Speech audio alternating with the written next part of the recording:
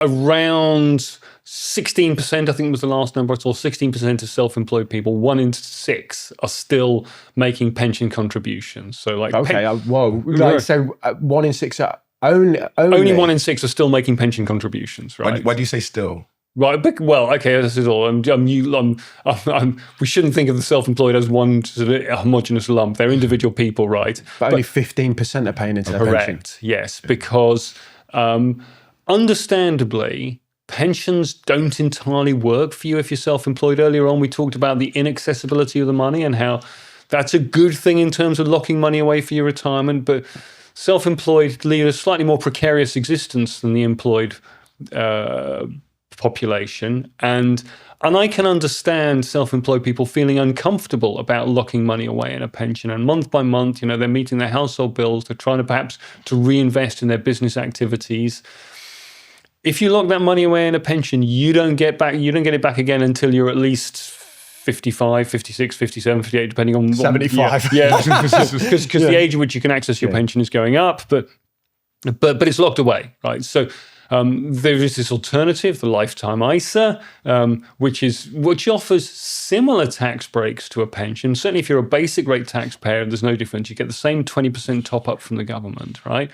But you can get the money out again if you need to. Now, you have to pay a little bit of a penalty if you do get the money out. So there is a price to be paid for that. If you're using the money in the lifetime ISA for either a house purchase or for your retirement, then all well and good. If you're using it for any other purpose, then you're going to pay a bit of a penalty. But if I was self-employed, a self-employed basic rate taxpayer, I'd probably do a lifetime ISA before I did a pension because of that accessibility question. So if the worst case happens, you can get at the money. Correct. You end up worse off because they take 25% off, if you've got a nice chunky sum of money sitting in the bank, right? If you've been fortunate enough to build up a cash reserve, so you've got good financial resilience, then you might say to yourself, I don't worry about locking money away in my pension now, because if the worst happens and I can't work for a while or I can't earn money, it's okay. I've got this financial reserve. I'll be fine, right? I can cut down my outgoings. That might be you. And if that's the case, maybe you think, well, I am going to put money into a pension. And if I'm a higher rate taxpayer and I'm going to get 40% relief because I claim it back because Damien told me to, right? Then maybe I'm going to decide a pension is still a better deal for me. Or maybe I'll do a bit of both. But I think the whole pension retirement savings proposition as it exists in the UK today and the tax treatment of pensions, I can see why for a lot of self-employed people it just doesn't look super attractive. And then some of them will say, maybe I'll buy a house instead. Or, I've got together with my partner and so we've ended up accidentally owning 2 properties. Let's keep both those properties and let's rent one out as an investment property. And that'll be part of our retirement savings strategy. And we'll maybe do lifetime ISAs so we can get the money if we need it. Or we've maxed out on lifetime ISAs. Let's do conventional ISAs as well, because there's a cap on how much you can put into a lifetime ISA. So I get that for self-employed people, a pension, that inaccessibility of the money, maybe that doesn't work for me. So I'm a limited company director, and from my perspective, the pension contribution is the best thing I can do, because it basically, the problem you have if you're a limited company director, it's a first world problem, is you can't get the money out of the business. Mm-hmm. So because you pay the corporation tax, 20 odd percent, 20 plus, whatever. If I then pull it out, I pay dividend and income related taxes. Yes, you can't avoid it. Yeah. And once you're at a higher rate of dividend tax, you're talking effective tax rates. So 60% once you come, if you say okay, the corporation tax is the business tax, but I'm paying both sets of taxes. Any money I pull out, I'm getting 40p in the pound or whatever. Whereas in the pension, I can slam it all in. Or and get you can it make an employer contribution into a pension. And I pay name. no corporation and I pay no dividend. And I've got it out of the business into my own name, essentially. And I will pay tax on it at some point, but it's much more favourable.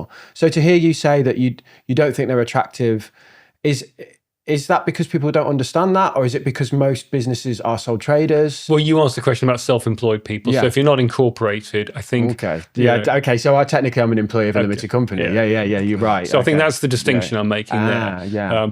I guess the same dilemma you have to consider is as a business owner, okay, you're incorporated, fine. But you're still making that same decision. Am I happy to lock this capital away?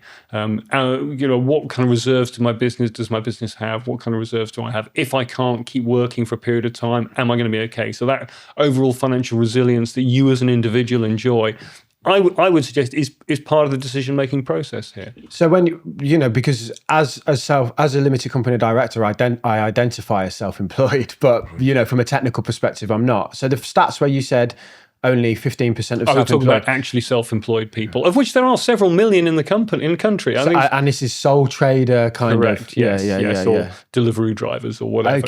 Okay, yeah. So this makes more sense. So I'm not familiar. Are you a sole trader? That's what I'm saying. I'm a sole trader. He's a big boy with this company.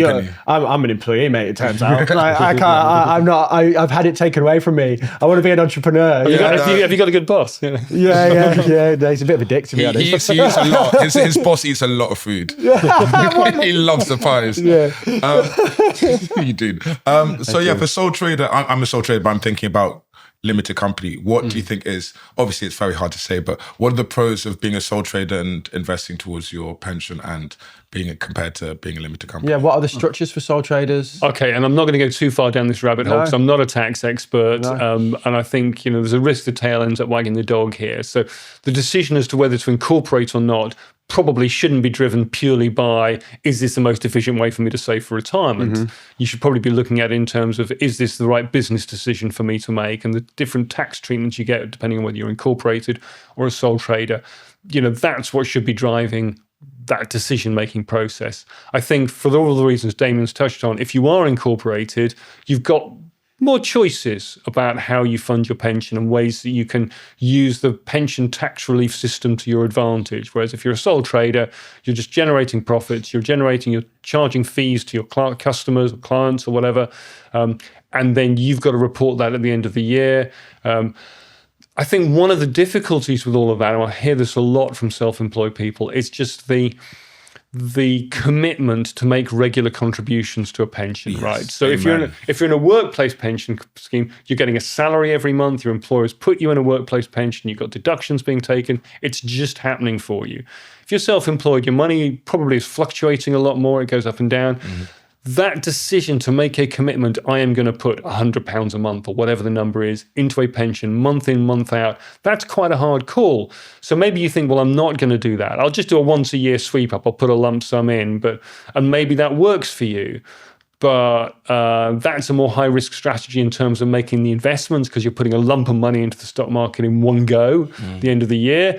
And maybe you get to the end of the year and think, I'm not comfortable taking a big chunk of money out of my profits this year and putting it into a pension. Maybe I'll skip it this year. And it becomes manana. Yeah, and I think the discipline of making that regular contribution has some virtue as well. It's like you're watching me from the cupboard, seeing what I get up to. Like every quarter. You wouldn't want to do that. You would not want to do that. You burn your eyes with bleach. I don't want to see anymore. I don't want to. This is taking a dark turn. Yeah. I do like quarterly contributions, but there were quarters last year. And I was like, maybe not now. Right. I'll do it like next month. I'll do it next quarter, and then you just don't because other things come. Like, I'll put it in my ISA this month, and maybe next month I'll do my SIP, and then it always seems to get pushed away. So and there's no easy way around that. And I know the government is thinking about this, and the government is thinking, well, we've kind of solved the employee problem with the whole auto enrollment program. We've certainly made a big step forwards to getting everybody into a pension. How we do that same thing for the self-employed, that's not easy. And whether you end up with digital platforms through that self-employed people use for their tax reporting solutions, maybe that's where we go in the future.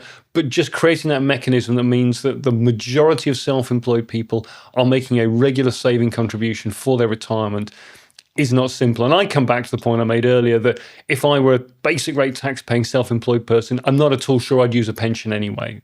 Yeah. Or I might use up a lifetime ISA first and then go to pension. Could you just tell people about the limits on lifetime ISAs? I think you put in $4,000, you get one from the government. Correct. Yeah. You tell them to. Yeah, I might be familiar with a LISA or two. I might have put in a little bit here and there.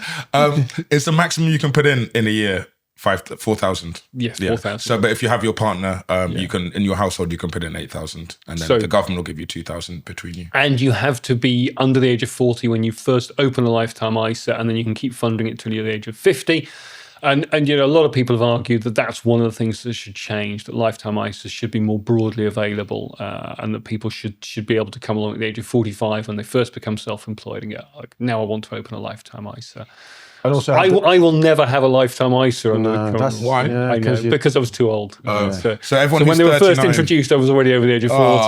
So that's it. everyone who's 39 actionable. If you're a sole trader, look at the lifetime. just ISA. open one up. Just Open one up while you Yeah. can. Yeah. But the key distinction is as well cash versus stocks and shares, right? Yeah. So you should treat it like a pension. You probably invest it. So you'd be looking for a stocks and shares LISA. Yeah. If you're happy to put it in for the long term, but you might be thinking, well, I might need to get at that money again, and so property or- Yeah, but then the penalty that Yes. because you're going to end up worse off than when you. I went agree in. with you. Don't put the money in thinking I might have to pull it out again. Put the money in, invest it, make it grow. And then if the worst happens, well, at least you can get it, even if it's at a bad moment and the stock market's gone down a bit. At least you can still get, hopefully, the most of your money back. This was a clip from our episode with pensions guru and general legend Tom McPhail.